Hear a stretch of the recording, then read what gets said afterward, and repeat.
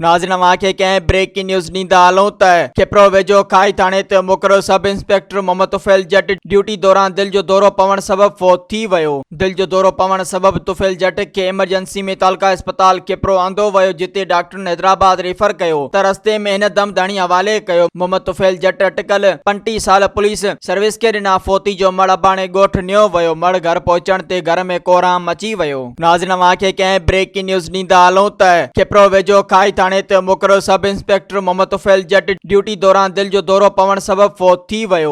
दिल जो दौरो पवण सबब तुफ़ैल जट खे इमरजेंसी में तालका अस्पताल खिपरो आंदो वियो, जिते डॉक्टरनि हैदराबाद रेफर कयो त रस्ते में हिन दमदाणी हवाले कयो। मोहम्मद तुफ़ैल जट अटकल 35 साल पुलिस सर्विस खे ॾिना फौती जो मड़ अबाणे ॻोठ नियो वियो। मड़ घर पहुचण ते घर में कोहराम मची वियो। मज़ीद ख़बरनि ऐं तफ़सीलात लाइ विज़िट कयो असांजी वेबसाइट www.awamiNewsHD.com ऐं ॾिसंदा रहो अवामी न्यूज़ HD।